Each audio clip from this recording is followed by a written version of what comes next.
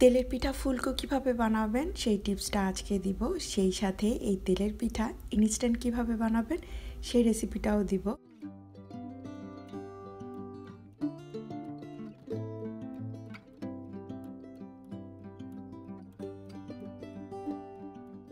আসসালামু আলাইকুম, আমি সেলিনা আপনাদের সাথে নতুন আরও একটা ভিডিও শেয়ার করছি। আশা করছি আপনাদের ভালো লাগবে। এই এক মাসে আমার কয়েক দফা মেহমান হয়েছে আর আমি তেলের পিঠাটা বেশ কয়েকবার বানিয়েছি। আপনাদের অনুরোধ ছিল আপনাদের সাথে রেসিপিটা শেয়ার করার জন্য, তো কয়েকদিনের রেসিপি মিলেই আজকের ভিডিওটা আমি বানিয়েছি। এখানে আমি 1.5 কাপ আতপ চাল নিয়েছিলাম, যেটাকে আমি প্রায় 1 ঘন্টার মতো ভিজিয়ে রেখেছি। তারপর এগুলোকে আমি ধুয়ে নিচ্ছি। কয়েকবার ধুয়ে নেওয়ার পর এগুলোকে আমি আর ছাঁকবো না, মানে পানিটা আর শুকানোর প্রয়োজন নেই। ওই অবস্থাতে এগুলোকে আমি ব্লেন্ড করে নিব। এখানে আমি নর্মাল যে আতপ চালটা আছে সেই চালটা নিয়েছি, তবে আপনারা চাইলে পোলাওর যে চাল সেটা দিয়েও আপনারা একই প্রসেসে এভাবে করে চালের গুঁড়িটা তৈরি করে নিতে পারেন। ব্লেন্ডারের নর্মাল যে জারটা আছে সেখানেই আমি চালটা ব্লেন্ড করে নিব। তো এই ক্ষেত্রে প্রথমে আমি কিছু চাল দিচ্ছি এবং এখানে খুবই অল্প পরিমাণে পানি দিচ্ছি, কারণ বাকি যেই চালগুলো থেকে যাবে সেটাও আমি একই জারে দিয়ে ব্লেন্ড করে নিব। আর পানি কম দেওয়ার আরেকটা কারণ হচ্ছে এখানে আমাদের গুড়টা মিলাতে হবে, তো সব মিলিয়ে আমাদেরকে আসলে প্রথমে পানিটা একটু কম করেই দিতে হবে।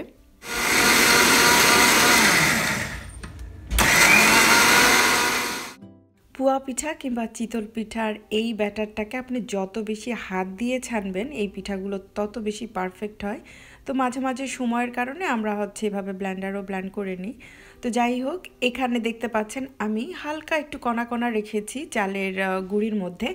এতে করে এই পিঠাটা খেতে মজার হয় বা ভালো লাগে, তবে আপনারা চাইলে পুরো মিহি করে নিতে পারেন।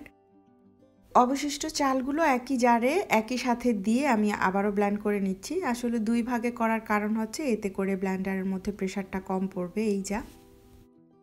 তো এই যে আমার চালের গুঁড়া, বা এটাকে কি বলবো, এটা এখন ব্যাটার অবস্থায় আছে, এটাকে আসলে চালের গুঁড়া বলা যাবে না। আর হাত দিয়ে একটু দেখানোর চেষ্টা করছিলাম যে এখানে কিছুটা দানা দানা ভাব বা সুজির মতো ভাব আছে। এখানে আমাদের কিছুটা ময়দা মিলাতে হবে, তা না হয় পিঠা ভালো হবে না বা ফুলবে না। তবে ময়দা মেলানোর আগে এখানে আমি গুড়টা মিলিয়ে নিচ্ছি। গুড়টা আমি 1.25 কাপের মতো দিচ্ছি, বা আপনারাও আমার মতো এরকম মিলিয়ে দেখতে পারেন। আপনাদের প্রয়োজন হলে আপনারা আরেকটু দিয়ে নেবেন। চিমটি পরিমাণ লবণ দিচ্ছি, বা স্বাদ অনুযায়ী লবণটাও আমি দিয়ে নিচ্ছি। আপনারা যদি চান এখানে হাফ গুড় হাফ চিনি এভাবে মিলিয়েও মিষ্টিটা রেডি করে নিতে পারেন। এটা আসলে যার যার পছন্দ। তো চিনিটা যখন পারফেক্ট হয়েছে বা মিষ্টিটা পারফেক্ট হয়েছে তখন আমি এখানে ময়দাটা মিলাচ্ছি। ব্যাটারে যেহেতু পানিটা আগেই দেওয়া ছিল, ময়দাটা আমি জাস্ট ঢেলে ঢেলে দিয়ে তারপরে মিলিয়ে নিচ্ছি। জাস্ট ব্যাটারের কনসিস্টেন্সিটা দেখার চেষ্টা করছি। তো সব মিলিয়ে মোটামুটি আমার 1 কাপের মতো ময়দা এখানে লেগেছে। ব্যাটারটা ঠিক কেমন হবে আপনারা দেখেই নিশ্চয়ই বুঝতে পারছেন। তো এই পর্যায়ে কিছুটা কম বা কিছুটা বেশি ময়দা আপনাদের লাগতে পারে, ওটা নিয়ে ভয়ের কিছু নেই। আসলে ব্যাটারের যে কনসিস্টেন্সিটা এটা যদি ঠিক থাকে পিঠা আপনাদের পারফেক্ট হবেই। ময়দাটা যেহেতু ফ্রেশ মিলিয়েছি তাই 10 মিনিট আমি অপেক্ষা করেছি, কারণ চালটা তো আমরা আগেই ভিজিয়ে করেছি, তাই চালের গুঁড়িটা ভেজার আর কোনো প্রয়োজন নেই। তো এখানে যেটা করছি, আমি একটা তেলের কড়াইয়ে একটু তেল গরম করে নিয়েছি। এটা কিন্তু খুবই ইম্পর্টেন্ট। এই পিঠা ছাড়ার আগে তেলটাকে আপনাদের অবশ্যই অনেক বেশি গরম করে নিতে হবে, তাহলে পিঠা দেওয়ার সাথে সাথেই পিঠাটা ফুলবে। এখন যেহেতু এই পিঠাটা বেশ বানানো হয়, তো সেই অভিজ্ঞতা থেকে বলছি, আপনারা যদি এই পিঠাটা অনেক বেশি ডুবো তেলে ভাজেন বা দেন তাহলে দেখবেন পিঠার শেপগুলো সুন্দর হচ্ছে না বা পিঠাগুলো ফুলতে চাইবে না। তো সেই ক্ষেত্রে না, তেলটা আপনারা একটু কম দিবেন আর চেষ্টা করবেন এরকম ডিপ সাইজের একটা কড়াই ব্যবহার করতে, এতে পিঠাগুলোর সাইজ খুব সুন্দর হয়। আবার যেহেতু তেলের কড়াই তাই পিঠাগুলো নিচ থেকেও লেগে আসে না। এই পিঠার আরও একটা মজার দিক আছে। আমি ব্যাটারটা একটু ভারী রেখেছি, আপনারা বুঝতেই পারছেন। এই পিঠার ভেতরে একেবারেই যদি পাতলা হয় তাহলে খেতে শক্ত লাগে, সেই কারণেই আমি একটু ভারী রেখেছি। পরে চিড়ে দেখাবো, তাহলে আপনারা বুঝতে পারবেন। কয়েক দফা পিঠা ভাজার পর আপনারা ব্যাটারটাকে আবারও একটু চামচ দিয়ে খুব ভালো করে নেড়ে চেড়ে তারপরে আপনারা পিঠাগুলো তেলে দিবেন। দেখবেন প্রত্যেকটা পিঠাই ফুলবে এবং খুব সুন্দর হবে। আরেকটা জিনিস হচ্ছে এই পিঠার বেটার যত পাতলা হবে পিঠার সাইজ তত সুন্দর হবে, পাশে একটু কাটা কাটা ডিজাইন হবে।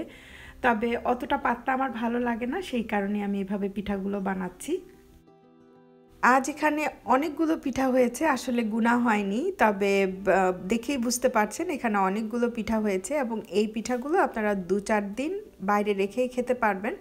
প্রয়োজনে মেহমান আসার আগে আপনারা বানিয়ে এগুলো ফ্রিজেও রেখে দিতে পারবেন, তারপর একটু গরম করে খেতে পারবেন।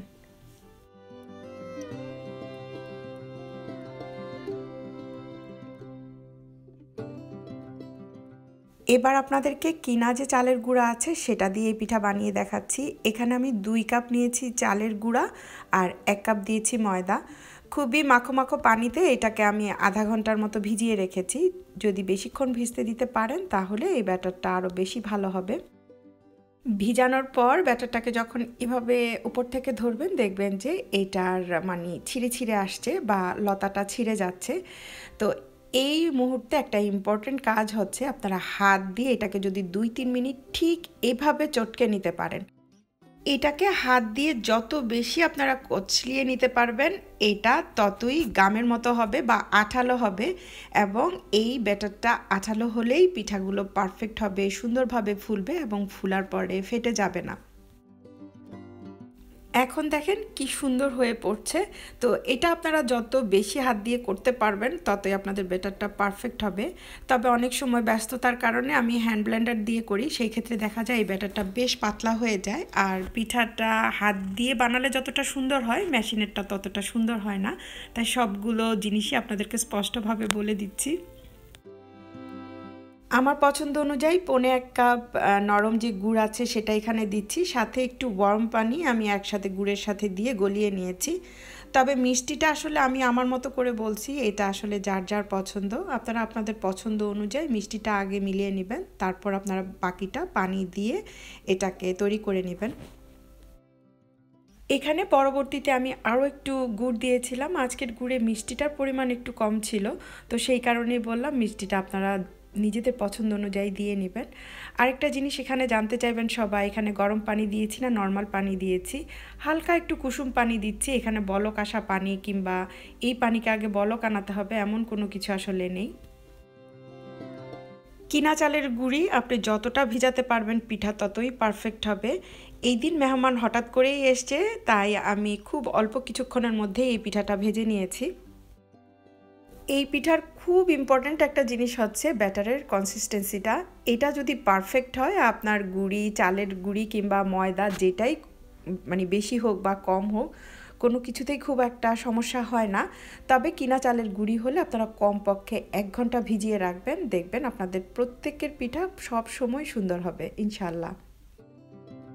আজ আমি কিনা চালের গুঁড়ি ব্যবহার করেছি ঠিকই, তবে যেই প্যাকেটের গুঁড়িটা ব্যবহার করেছি সেটা খুব ভালো মানের ছিল, এই কারণেই পারফেক্টভাবে না ভিজার পরও পিঠাগুলো প্রত্যেকটাই ফুলেছে এবং প্রত্যেকটা পিঠা এত বেশি ফুলেছে যে এগুলোকে আমি উল্টাতে পারছিলাম না। খুব ভালো লেগেছিল যখন আমার মেহমানরা আজকের পিঠাগুলো খুব মজা করে খেয়েছিল, আলহামদুলিল্লাহ।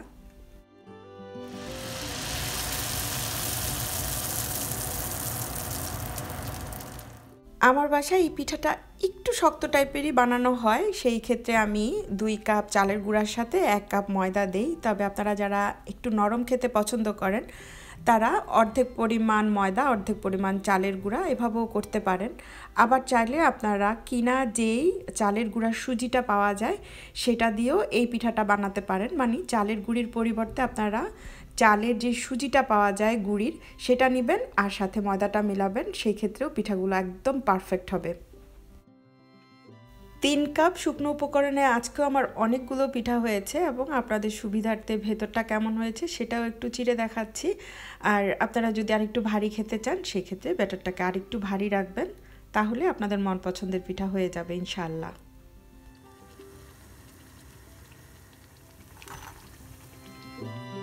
যারা এই পিঠাটা নরম তুলতুলে খেতে চান তাদের জন্য আরেকটা রেসিপি আমি শেয়ার করছি, সেটা হচ্ছে সুজি দিয়ে, মানে নর্মাল যে সুজি আছে সেটা দিয়েও আমি এই পিঠাটা বানিয়েছি।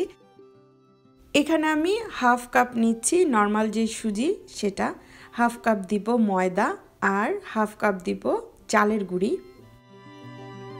আমি সবগুলো উপকরণ এখানে সমান সমান নিচ্ছি, তবে এই ক্ষেত্রে যারা একটু শক্ত খাবেন তারা চালের গুঁড়োটাকে একটু বাড়িয়ে দিবেন, আর যারা একটু নরম খাবেন বা একেবারেই তুলতুলে খাবেন তারা সুজির পরিমাণ বাড়িয়ে দিবেন, মানে কম বেশি করে নেবেন।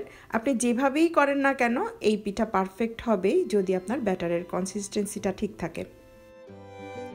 আগেই বলেছি আমি এই পিঠাটা একটু শক্ত খেতে পছন্দ করি, তো সেই কারণে আমি এখানে আরও হাফ কাপ চালের গুঁড়ি দিচ্ছি। তার মানে হচ্ছে এখানে 1 কাপ চালের গুঁড়ি, হাফ কাপ ময়দা, হাফ কাপ সুজি নিয়েছি। আর যারা নরম খেতে পছন্দ করেন তারা 1 কাপ সুজি, হাফ কাপ ময়দা, হাফ কাপ চালের গুঁড়ি নেবেন, ব্যাস তাহলেই হবে। এখানে স্বাদ অনুযায়ী লবণটা আপনারা আপনাদের পছন্দ অনুযায়ী দিয়ে নেবেন। আজও আমি নরম যে গুড়টা আছে বা মরচা যে গুড়টা আছে সেটা দিয়েই এই পিঠাটা বানাবো। আর লাস্ট একটা ভিডিওতে একজন আপু বলেছেন যে আখের গুড় দিয়ে হবে কি না, আসলে আমি কখনো বানাইনি সেজন্য বলতে পারছি না, তবে চিনি দিয়ে যেহেতু বানানো যায় সেই ক্ষেত্রে অবশ্যই আখের গুড় দিয়েও হবে। এখানেও আমি প্রায় 1.5 কাপের মতো গুড় দিয়েছি, আর অল্প একটু পানি দিয়ে এই গুড়টাকে চুলায় গলিয়ে নিচ্ছি। তবে এই পানিটাকে একেবারে বলক আনাইনি কিংবা অনেক যে গরম করেছি তা না, একেবারে কুসুম গরম যেরকম সেরকম করেই পানিটাকে রেডি করে নিচ্ছি। যেহেতু কিনা চালের গুঁড়া আমরা ব্যবহার করি সেই ক্ষেত্রে একটু গরম পানি দিলে পিঠার ব্যাটারগুলো ভালো হয়, সেই জন্যই একটু গরম পানি দেয়া। চিতল পিঠা কিংবা পুয়া পিঠার ব্যাটার যখন তৈরি করবেন আপনারা রেডিমেড বা কিনা চালের গুঁড়ি দিয়ে, তখন চেষ্টা করবেন খুব অল্প পরিমাণ পানি দিয়ে প্রথমে এই গুঁড়িটাকে ভিজানোর জন্য, তারপর এগুলোকে চটকে নেওয়ার জন্য। আসলে বেশি পানি দিয়ে ফেলে এগুলো চটকানো কঠিন হয়ে যায়, তো সেই ক্ষেত্রে আমি মনে করি যে একটু কম পানি দিয়ে আগে যদি চটকে নেন পরে আপনারা প্রয়োজন অনুযায়ী পানি এটাতে মিলিয়ে নেবেন। তো আজও আমি ঠিক সেরকমই করছি। আপনাদের হাতে সময় থাকলে এই ব্যাটারটাকে আপনারা কমপক্ষে আধা ঘন্টার জন্য রেস্টে রেখে দিবেন, বা সময় থাকলে আপনারা আরও বেশিও রাখতে পারেন, এতে পিঠা ভালো হবে। আজ আমার হাতে একেবারেই সময় ছিল না, সেই কারণে আমি চামচ দিয়ে এটাকে একটু ভালো করে মিশিয়ে নিচ্ছি। ঘন অবস্থায় 4-5 মিনিট এটাকে আমি ভালো করে মিলিয়েছি। এরপর আমি এখানে প্রয়োজনীয় বা প্রয়োজন মতো পানিটা দিয়ে এই ব্যাটারটা তৈরি করে নিচ্ছি। এই ক্ষেত্রে পানির পরিমাণটা আপনাদেরকে বলবো না, আপনাদের নেওয়া উপকরণগুলো কতটুকু ড্রাই সেই অনুযায়ী আপনাদেরকে পানিটা ব্যবহার করতে হবে। তবে এভাবে নেড়ে চেড়ে ব্যাটারের কনসিস্টেন্সিটা দেখে আপনারা পানিটা দিয়ে নেবেন। এই ব্যাটারটা বেশ ভারী রেখেছি, দেখেই বুঝতে পারছেন।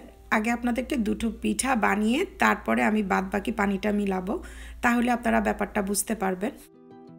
সুজির এই পিঠাটা অনেকে গুলগুলা পিঠার মতো খায়, সেই ক্ষেত্রে দেখা যায় যে সেম ব্যাটার দিয়ে ভাজি করে নেয়।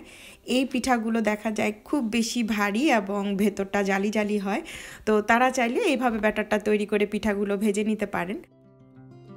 এই ব্যাটারের সাথে কিছু আস্ত জিরাও আপনারা দিয়ে নেবেন, ব্যাস তাহলে একটা ডিফারেন্ট পিঠা হয়ে যাবে। তবে আমি এভাবে রাখবো না, শুধু আপনাদের সুবিধার্থে দুটো পিঠা আপনাদেরকে ভেজে দেখাবো। আজও আমি একই হাঁড়িতেই তেল গরম করতে দিয়ে দিয়েছি, তেলটা কতটুকু দিয়েছি দেখেই বুঝতে পারছেন। যদি কিছু পিঠা ভাজার পর তেল কমে যায় সেক্ষেত্রে আপনারা আবার তেলটা দিয়ে নেবেন, আর তেলটাকে পিঠা দেওয়ার আগে খুব ভালো করে গরম করে নেবেন। এই সুজির পিঠা কিছুটা ভারী, তো সেই ক্ষেত্রে এই পিঠাটা ভাজতে একটু সময় লাগবে। আর এই হচ্ছে এই ভারী পিঠাটার ভেতরের অবস্থা। এভাবে এই পিঠাটা খেতেও খুবই মজার হয়, তবে আমার বাসায় এভাবে খুব কম খাওয়া হয়, সেই কারণে আমি এই ব্যাটারটাকে আরেকটু পাতলা করে নিচ্ছি।